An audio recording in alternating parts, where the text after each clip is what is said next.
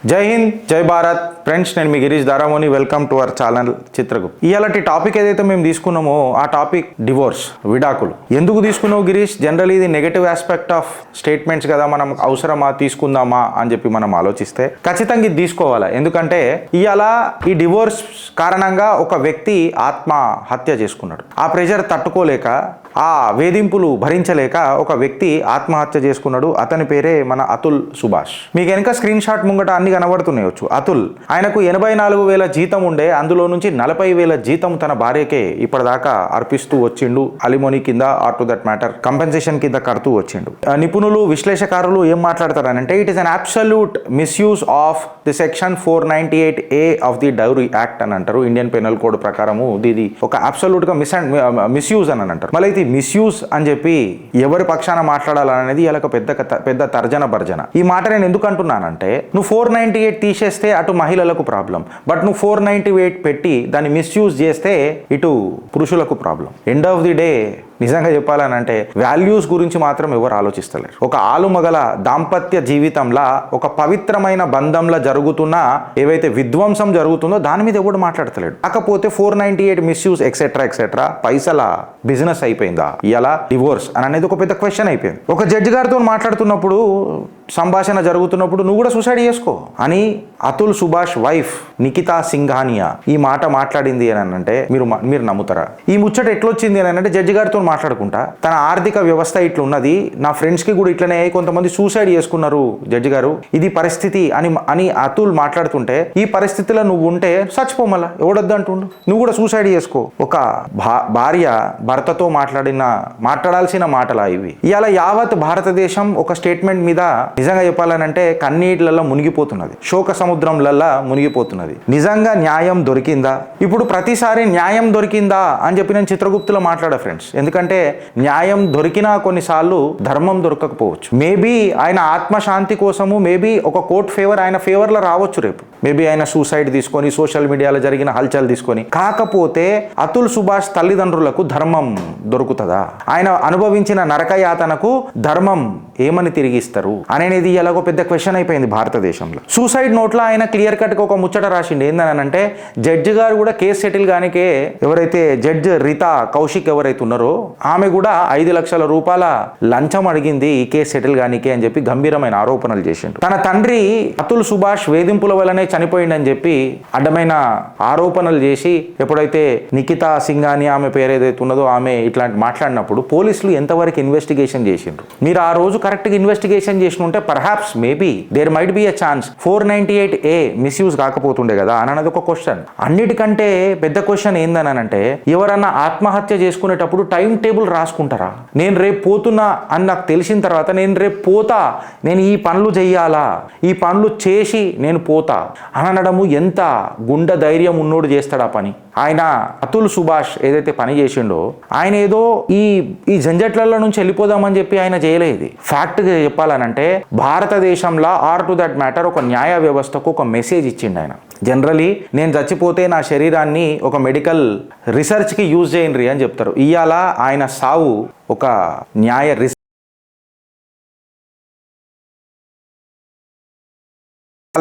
అని చెప్పి మాట్లాడితే, ఆయన తమ్ముడు ఎవరైతే అతుల్ సుభాష్ తమ్ముడు ఉన్నాడో గంభీరమైన ఆరోపణలు తన నిఖితా సింఘానియా ఎవరైతే వైఫ్ ఉన్నారో ఆయన మీద చేశారు. బికాస్ నువ్వు కూడా సూసైడ్ చేసుకో అని చెప్పి చెప్పిందట ఆమె. ఈ 34-year-old ఏదైతే కంప్లీట్ గా లొల్లి జరిగిందో దీనికి న్యాయం ఎవరు చేస్తారు, ఎట్లా చేస్తారు అనేది ఒక పెద్ద క్వశ్చన్ ఆలోచిస్తున్న తరుణంలో పోలీసులు కొంచెం పురోగతి సాధించి పోస్ట్ మార్టం రిపోర్ట్, అంటే జనరల్లీ మనం శవాల మీద చేస్తాం కదా పోస్ట్ మార్టం, అట్లా ఒక మనిషి సస్తేనే కానీ దాని మీద ఒక కార్యాచరణ అయితేనే కానీ దర్యాప్తుకు దిగలే మన దర్యాప్తు సంస్థలు. దాని తర్వాత ఏమైంది అని చెప్పి మనం ఆలోచిస్తే, నిఖితా సింఘానియా మీద ఇప్పుడు మేము కొన్ని డిస్కషన్స్ చేస్తాం, కేసులు మాట్లాడతాం, ఇగో నిన్ను ఇప్పుడు వదిలిపెట్టే ప్రసక్తి లేదని చెప్పి మాట్లాడుతారు.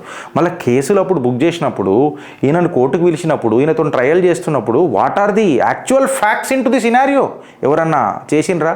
ఒక నిండు ప్రాణం పోయేదాకా ఆలోచించిరు కదా. ఈ మాట నేను ఎందుకు అనాల్సి వస్తుంది అని అంటే, ఆయన లాస్ట్ స్టేట్మెంట్ ఆయన లాస్ట్ స్టేట్మెంట్ చాలా గుండెకు హత్తుకుపోయేటట్టున్నది. ఏమన్నానంటే సూసైడ్ నోట్లా, అగర్ నా కేసులో ఏదైనా న్యాయం జరిగితే నా ఆస్తికలను గంగల గలుపుండ్రి, లేకపోతే కోర్టు పక్కనున్న చెత్త బుట్టల పడయిండ్రి అని అన్నాడు. ఎంత భావోద్వేగానికైతే, ఇన్ఫాక్ట్ భావోద్వేగం అనే వర్డ్ యూజ్ చేసి నేను అతుల్ సుభాష్ కి అవమానపరచదలుచుకోలేదు. ఇన్ఫాక్ట్ చెప్పాలనంటే ఆయన మన న్యాయ వ్యవస్థని or to that matter procedures ని ఇలా క్వశ్చన్ చేసి మనకు బాధ్యత నేర్పించిపోయిండు ఆ అతుల్ సుభాష్ కి పాదాల మీద. అసలు నిజంగా చెప్పాలంటే అసలు అంత గుండెధైర్యం ఉన్నోడు ఎట్లా ఊగొట్టుకున్నాం మనం అనేది ఇలా మన వ్యవస్థ మీద మనమే ఉమ్మేసుకోవాల్సిన రోజు వచ్చిందా లేదా? ఈడికి ఆగిపోయిందా అనంటే ఈడికి ఆగలే. అసలైన సిసలైన కేల్ ఈడికేం మొదలవుతుంది. ఈ సెలబ్రిటీల అందరిది మనం చూసినాం. Aamir Khan, or to that matter Reena Dutta, Amrita Singh, Saif Ali Khan, Hrithik Roshan, Sussanne Khan, of course వీళ్ళు మళ్ళీ ఒకటైనరు అనుకుంటా, కరిష్మా కపూర్, సంజయ్ కపూర్, అర్బాజ్ అండ్ మల్లికా, సోహెల్ అండ్ సీమా. వీళ్ళ ఫోటోలు ఎందుకు పెట్టినావు గిరీష్, ఏమున్నది అని అంటే one of the costliest divorce ఇలా విడాకుల జబర్దస్త్ పైసలు ఖర్చు అయినారు అయ్యా. కొంతమంది ఇది 50 కోట్లయినాయి, కొంతమందికి 5 కోట్లయినాయి, కొంతమంది ఇక అందరు కోట్లలోనే ఉన్నారు. ఇక కోట్లలో వచ్చిన తర్వాత దీని ఆట ఏంది పాట ఏంది అని చెప్పి చూస్తే ఇలా మీరు అర్థం చేసుకోవాల్సిన టాపిక్ ఏంది అని అంటే divorce has become a business. Yes, విడాకులు అనేది ఒక జబర్దస్త్ కమర్షియల్ ఆస్పెక్ట్ అయిపోయింది, ఒక జబర్దస్త్ బిజినెస్ అయిపోయింది. మీరు నమ్మినా నమ్మకపోయినా ఇది వాస్తవం, నేను మాట్లాడు మాట కాదు. సిఎన్బిసి ఛానల్లో 2012 వచ్చిన కథనమే నేను చెప్తున్నా. It has become a business. 67% of the second marriages are again going into the divorce. And ఇక మూడో మ్యారేజ్ గురించి మాట్లాడాలి అని అంటే ఇక వరస్ట్గా ఉన్నది కేసు. ఇలా కంప్లీట్గా చెప్పాలని అంటే ఆలుమగల జీవితం ఏమైంది అనేది ఎప్పుడు పట్టించుకుంటలేడు. కాకపోతే లాయర్లు, కౌన్సిలర్లు, ఆ వ్యవస్థ, ఈ లొల్లి, ఈ పంచాయతీ, వీళ్ళ జిందగీ, వీళ్ళ పొట్టగడుపుల కోసం వీళ్ళకు ఎంప్లాయ్మెంట్ ఆపర్చునిటీ ఇచ్చినట్టు అవుతున్నది. ఈ ఇండస్ట్రీ అంట ఫ్రెండ్స్ నమ్ముతారా, అమెరికాలో 2 బిలియన్ ఇండస్ట్రీ అయిందంట. ఇది 2012 కథ చెప్తున్నా, తర్వాత ఎంత పెద్దగా అయిందో నేను ఇప్పుడు మళ్ళీ వస్తా. అమెరికాలో ఇది 2 బిలియన్ ఇండస్ట్రీ అంట. దీని మీద మన స్మార్ట్ అని ఒక సంస్థ ఏదైతే ఉన్నదో దాని కో-ఫౌండర్ ఆయన పేరేదో ఉందో నికోలో బరాస్ స్మార్ట్ కో-ఫౌండర్ ఏమని మాట్లాడతాడంటే divorce has a huge business potential ఉంది అని చెప్తాడు. డివోర్స్ అని అనేది ఒక హ్యూజ్ బిజినెస్ పొటెన్షియల్, దీన్ని మనము వాడుకున్నోడికి వాడుకున్నంత అని చెప్తాడు. వీళ్ళు ఒక బిజినెస్ పొటెన్షియల్ లెక్క చూస్తున్నారు, దీన్ని మార్కెట్ లెక్క చూస్తున్నారు. ఆలు మగల దాంపత్య జీవితం ఎంతైతే పవిత్ర బంధం అని మాట్లాడతామో మన భారతదేశంలో, ఇది ఒక బిజినెస్ అయిపోయింది. 1960లో 70% ఆఫ్ ది మ్యారేజెస్ గట్టిగా ఉండేనంట. అది 2010కి వచ్చేసరికి అంచెలంచెలుగా 50%కి పడిపోయిందంటే ఇంకా పడిపోతూనే వచ్చిందంట. ఇది అమెరికా సంగతి మాట్లాడిండు. ఇక భారతదేశ ఇండస్ట్రీకి వచ్చి మాట్లాడితే మెన్ రైట్స్ ఇండియా అనే ఒక సంస్థ ఏమని మాట్లాడుతుందనంటే, మెన్ రైట్స్ సంస్థ ఇండియా అని చెప్పి ఒక సంస్థ ఏమని మాట్లాడుతుందంటే ఇంచుమించు యుఎస్ ఇండస్ట్రీని వాళ్ళు ఇంకా ఎక్స్ట్రాపోలేట్ చేశారు. ఇది 2015లో వచ్చిన కథనం. ఇది February 13, 2015లో వచ్చిన కథనం ఏందనంటే ఇప్పుడు యుఎస్లో ఇది 2 బిలియన్ ఇండస్ట్రీ కాదు, కేవలం కొన్ని 3-4 సంవత్సరాలనే ఈ ఇండస్ట్రీ $50 బిలియన్ వెళ్ళిపోయిందట. హాలీవుడ్ కంటే కూడా దీని పొటెన్షియల్ పెద్దదంట. హాలీవుడ్ది కేవలం 32 బిలియన్ అయితే దీనిది 50 బిలియన్ అంట. నేను అనడం కాదు, ఫ్యాక్ట్స్. చిత్రగుప్త ఏది మాట్లాడినా ఫ్యాక్ట్స్ తోనే మాట్లాడుతుంది కాబట్టి 50 billion industry. Average divorce cost అమెరికాలో $50,000. ఇక మీరు నమ్ముతారా చూడండి. Average cost $50,000.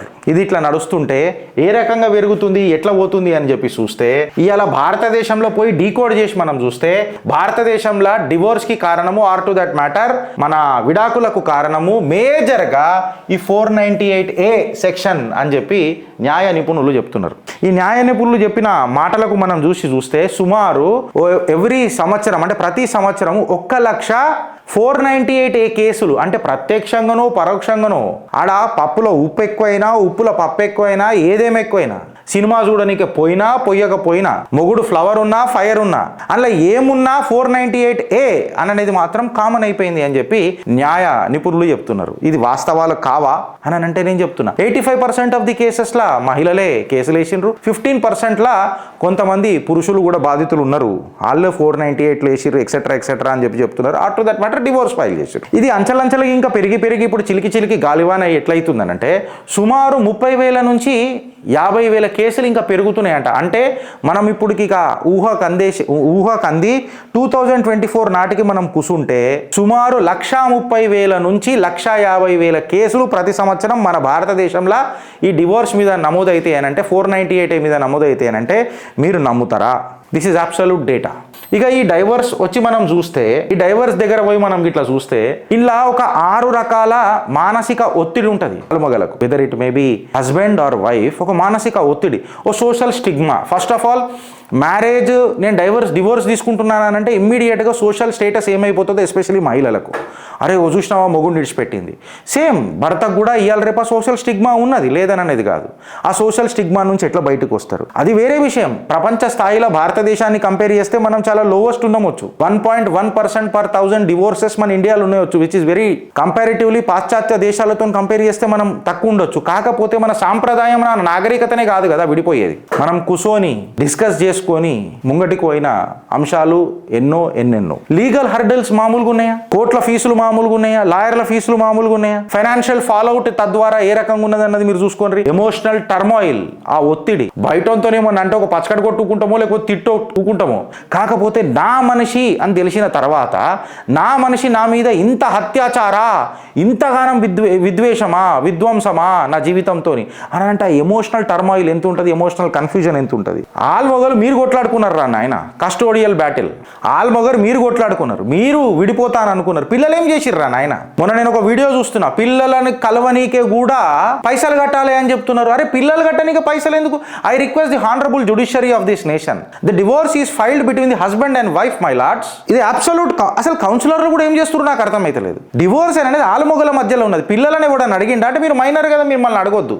మీరు మైనర్కి అప్పుడైతే ఛాన్స్ లేదో, మైనర్ని మీరు కలవనీకే పైసలు ఎందుకు కట్టాలా? తండ్రికైనా తల్లికైనా ఎందుకు పైసలు, ఎందుకు మాధ్యం వచ్చింది? పిల్లలు కనేటప్పుడు పవిత్ర బంధంతో కన్నప్పుడు, పిల్లలని తర్వాత డివోర్స్కి ఫైల్ చేస్తున్నప్పుడు కలవాలన్నప్పుడు డబ్బు ఎందుకు వచ్చింది? ఆ బంధం కేవలం పైసలకే అనుబంధంతో అయిపోయిందా? దీని మీద న్యాయ నిపుణులు మాట్లాడతారా? కౌన్సిలర్లు మాట్లాడతారా? Why there should be an amount which has to be given at the either end to meet our old children, brother. Now this is the biggest speculation ever, never discussed. Now last ఏందనంటే delayed justice. ఇక వా నానబెట్టి delay defeats the purpose, my lords. This is an emotional aspect. ఈడికి ఆగిపోయిందా జిందగీ అని అంటే ఈడికి ఆగలే. ఎందుకు ఆగలేదు అని అంటే కొంతమంది విశ్లేషకారుల మాటలు ఇందాం. వందనా షా ఏమని అన్నదనంటే, ఆమె ముంబై ఫ్యామిలీ కోర్టులో ప్రాక్టీస్ చేస్తుంది. ఆమెను కూడా సడన్ గా డైవర్స్ ఇచ్చేసిండు. రోడ్డు మీదకి 2 జత బట్టలతో వచ్చేసింది. ఆమె ఈ రేమండ్ డైవర్స్ కేసు తీసుకొని మాట్లాడుతుంది. అక్కడ నవాజ్ మోదీ సింగానియాస్ కరెక్ట్ సుమారు 75% ఆఫ్ ది ఆలిమోనీ ఆమె పెట్టుకుంది. నాకు, నా పిల్లలకు అందరు కలిపి 75% ఇవ్వాలి నువ్వు అసెట్లా. అట్లెట్లయితే అనగానే డైవర్స్ ఇచ్చేటోడు కూడా ఆగిపోయి ఏమొద్దు నేను మంచుకుంటాను అన్నట. తర్వాత ఆమె ఎక్కడెక్కడ కేసులు పెట్టాలో పెట్టిందట. అదంతా ఎక్సెట్రా మాట్లాడుతున్నాం. కాకపోతే ఇలా సుప్రీంకోర్టులలో కూడా, టు దట్ మ్యాటర్ ఎనీ కోర్టులలో కూడా ఇంత వాల్యూ ఇయ్యాలా అని అనేది ఆలిమోనీలు ఎక్కడ డిఫైన్ చేసుకోవాలి. ఇప్పుడు అది చేసుకోవాలి. ఇక అమెరికాలో జనరలీ 50% ఆఫ్ ది అసెట్స్ అని చెప్పి మాట్లాడతారు. మళ్ళా భారతదేశంలో కూడా సుమారు 25% of the husbands net income ఇవ్వాలని చెప్పి సుప్రీంకోర్ట్స్ అక్కడక్కడ గైడ్ లైన్స్ జారీ చేసినట్టు, ఆర్ టు దట్ మ్యాటర్ కేసులో ఉన్నట్టు మనకు తెలుస్తున్నది. అయితే కన్క్లూజన్ చేయాలి మనం అన్నప్పుడు ఇవాళ ఈ బెంగళూరు ఏదైతే అతుల్ సుభాష్ కేసు అయిన తర్వాత న్యాయ నిపుణులు విశ్లేషించి కన్క్లూడ్ చేసిన టాపిక్ ఏంటంటే ఒక 8 సూత్రాలు డిఫైన్ చేసారు. ఏదైనా అలిమోనీ మీద మాట్లాడాలని అన్నప్పుడు ఏదో ఇష్టం వచ్చినట్టు ఒక ఫిగర్ చెప్పుడు కాదు. అసలు సోషల్ అండ్ ఫైనాన్షియల్ స్టేటస్ ఎంత ఉన్నది ఈ ఆలుమగలది, అండ్ రీజనల్ నీడ్స్ ఏంది అసలు వైఫ్ అంటే, అసలు నీ బేసిక్ నీడ్స్ ఏంది, నీకు ఎందుకు కావాలి ఇంత అమౌంట్? నువ్వు ₹1,00,00,000 కావాలంటే ఎట్లా, ఎందుకు కావాలి ₹1,00,00,000? నీ నీడ్స్ ఏంది చెప్పు. డిపెండెంట్ చిల్డ్రన్ ఉన్నారా, ఏమన్నా ఉన్నారా, లేకపోతే నీ బాగోగులు ఏంది, వాట్ ఈస్ దట్, నీకు ఏమైనా హెల్త్ సఫరింగ్ అయిందా, ఏమైంది, ఎక్సెట్రా ఇవన్నీ పరిగణనలోకి తీసుకోవాలా. దాని తర్వాత హస్బెండ్ వైఫ్ క్వాలిఫికేషన్ తీసుకోవాలా, అంటే మోర్ ఓవర్ వాళ్ళ ఎంప్లాయ్మెంట్ క్వాలిఫికేషన్స్ తీసుకోవాలా, వీళ్ళు కట్టగలుగుతారా, వీళ్ళ అసెట్ మేనేజ్మెంట్ ఏమున్నది, ఎక్సెట్రా. దాని తర్వాత వీళ్ళ ఇన్కమ్స్ అనేది కంప్లీట్గా ఒక స్క్రూటినీ చేయాలి. నేను కావాలి అని అంటే ఎడికేం తెస్తాడు, లేదా ఆమె కూడా ఎడికేం తెస్తుంది. అసలు వైఫ్ వచ్చి ఇప్పుడు నాకు ₹1,00,00,000 కావాలన్నది, లేదా భర్త వచ్చేమో కావాలని అన్నాడు. సరే నువ్వు ₹1,00,00,000 కావాలని అన్నప్పుడు నీ జిందగీ నిజంగా నువ్వు భర్తతో ఉన్నప్పుడు నిజంగా ₹1,00,00,000 ఆమ్దానీ లెక్క ఉన్న జిందగీ నువ్వు ఎంజాయ్ చేసినావా అని అనేది ఎవడు టెస్టిఫై ఎవడు విట్నెస్ కావాలా, దీన్ని క్వాలిఫై ఎవడు చేయాలా, ఆ ఏజెన్సీ ఎవరు ఉండాలా? దీని మీద డిస్కషన్ జరగాల భారతదేశంలో. వీడికి ఆగిపోయిందా? ఇది నేనంటలేను, సుప్రీంకోర్టు గైడ్ లైన్స్ ఇచ్చింది. ఇంకొకటి ఆమె సుప్రీంకోర్టు వాళ్ళని ఏమన్నారంటే ఫ్యామిలీ రెస్పాన్సిబిలిటీస్లలో కెరియర్ సాక్రిఫైస్ ఎవరు చేసారు. ఇప్పుడు ఫర్ ఎగ్జాంపుల్ నేను పెళ్లి చేసుకున్న తర్వాత నా కుటుంబ సభ్యుల కోసము, నా కుటుంబాని కోసము తన జీవితాన్ని త్యాగం చేసి, తన కెరియర్ని త్యాగం చేసి తన ముందర నడిపితే ఆబ్వియస్గా అది కన్సిడరేషన్ కిందకి తీసుకోవాలి కదా అని చెప్పి సుప్రీంకోర్టు అంటారు. బ్యూటిఫుల్ పాయింట్, కాదని అని అంటలేదు. దాని తర్వాత ఇప్పుడు వైఫ్ పనిచేస్తలేదు, ఆమెకు లిటిగేషన్ ఫీజు కట్టాలంటే ఎట్లా, కోర్టు ఫీజు కట్టాలంటే ఎట్లా, లాయర్ల ఫీజు కట్టాలంటే ఎట్లా, దీన్ని కూడా పరిగణనలోకి తీసుకోవాలి కదా అని చెప్పి ఒకటి అయిపోయి husbands financial capacity, income and ఆయన అప్పులలో కూడా భాగ్యస్వాములకు పంచుకోవాలి కదా. తను డైరెక్ట్ అలిమోని కావాలని అంటే తన అప్పులలో కూడా పంచుకోవాలి కదా అని ఒక 8 సూత్రాలు ఇవాళ హానరబుల్ సుప్రీంకోర్టు కొన్ని గైడ్ లైన్స్ ఇచ్చింది. అంటే it is not a judgement, it is just a guidelines. It may differ from case to case. న్యాయ నిపుణులు చివరకు దీని మీద మాట్లాడుతున్నది ఏంటంటే the chief justice of India, ex chief justice of India, మన పూర్వ chief justice of India Chandrachud గారు ఏమని అంటారంటే అసలు కోర్టులు ఇప్పటికీ కూడా ఒక మెకానిజంలో లేవు, వాళ్ళకు అంతు చిక్కుతనం లేదు. అసలు ఈ ఫ్యామిలీ కోర్ట్స్లో ఎట్లా హ్యాండిల్ చేద్దాం అనేది వాళ్ళకి అర్థమైతలేదు. వాళ్ళకు కూడా నిజంగా చెప్పాలంటే కోర్టులకు కూడా బౌన్సర్ పోతుంది. ఆ ఎమోషన్స్ని మేము ఎట్లా కంట్రోల్ చేయగలుగుతాం? ఇది ఆలుమగల ఇది చాలా పవిత్ర బంధం. ఓ థర్డ్ పర్సన్ వాళ్ళ ఎమోషన్స్కి మేము ఎట్లా మాట్లాడగలుగుతాం? ఆయన మాట్లాడింది అబ్సల్యూట్లీ కరెక్ట్. ఇంకొక విషయం చెప్పాలనంటే అతుల్ సుభాష్ ఘటన చూసిన తర్వాత ఆయన ఒక పెద్ద క్వశ్చన్ మార్క్ పెట్టిండు, which is absolutely correct. Because Atul సుభాష్ది సూసైడ్ నోట్ దొరికిన తర్వాత ఈ గిరీష్ గాడికి కూడా చైతన్యం వచ్చింది. ఆడొచ్చి ఇప్పుడు మాట్లాడిండు. ఇంతకుముందు ఇవి జరుగుతలేవా భారతదేశంలో? అన్యాయాలు జరుగుతలేవా? ఎవడన్నా మాట్లాడిండా? మళ్ళీ నా మెచ్యూరిటీ ఏమా? నేను ఏదన్నా మాట్లాడినా? ఈ చైతన్యం కేవలం అతుల్ సుభాష్ చచ్చిపోయిన తర్వాత ఎందుకు వచ్చింది, సూసైడ్ చేసుకున్న తర్వాత ఎందుకు వచ్చింది? ఇదే క్వశ్చన్ మీరు జుడిషియరీని అడిగినా మళ్ళా అతుల్ సుభాష్ సూసైడ్ నోట్ చూసుకొని మేము ఎమోషనల్ కావాలనా, లేకపోతే దానికంటే ముందు ఈ పిల్ల కూడా ఇచ్చింది కదా కంప్లైంట్, దీని మీద ఎమోషనల్ కావాలనా? ఏది సత్యం, ఏది నిజం? ఇట్లాంటి పెద్ద క్వశ్చన్లకు తెరదీయాలని అంటే ఎవరు తీస్తారు? లా అనేది మన జీవితాన్ని జర ముంగటికి తీసుకుపోయి ఒక టేక్ ఆఫ్ చేయనీకే తీసుకొచ్చిన ట్యాక్సీ మోడ్లో లెక్క ఉంటుంది తప్ప అంతే. టేక్ ఆఫ్ ఎగిరేటప్పుడు స్పీడ్ పెరుగుతుంది ప్లేన్ది, అది తోడ్పడుతుంది ప్లేన్ని గాలిలో ఎగరేయనికే. అంతేగానని నువ్వు స్పీడ్ పోయినంత మాత్రాన కరెక్ట్గా నువ్వు టేక్ ఆఫ్ చేయకపోతే ప్లేన్ కూడా నాశనం అవుతుంది కదా. సో లా కూడా గట్లాంటిదే. When you are binded by the law you have to be ఆ స్క్రూటినీలో మనం బతకాలి. అంతేగాని లాని దుర్వినియోగం చేసి దొంగ కేసులు పెట్టి ప్రాణాలు పోయేదాకా మనం తీసుకుంటే ఇవాళ తను పరారీలో ఉన్నది. నిఖితా సింఘానియా ఎవరైతే అతుల్ సుభాష్ వైఫ్ ఉన్నదో, ఎక్స్ వైఫ్ ఉన్నదో, నేను ఇక ఎక్స్ వైఫే అని మాట్లాడుతున్నా, ఐఎమ్ సారీ, బట్ ఇక మొగుడు పోయిన తర్వాత ఇంకేముంటుంది. సో తను ఇలా పరారీలు ఉన్నది. తెంచేదాకా ఎందుకు తెచ్చుకున్నాడు? మనం తెంచుకోనికి ప్రయత్నం చేద్దామా, లేకపోతే దీన్ని పెంచుకోనికి ప్రయత్నం చేద్దామా? ఈడ కూడా ఒక స్లోగన్ వర్తిస్తుందని నేను అనుకుంటున్నా శ్రీధర్ అన్న, బటేంగేతో కటేంగే. ఈడ కూడా విడిపోవడం ఎందుకు? విడిపోతే మిగిలేది విధ్వంసమే కదా. ఆలోచిస్తారా లేక అనుభవిస్తారా? భారత్ మాతాకి జై.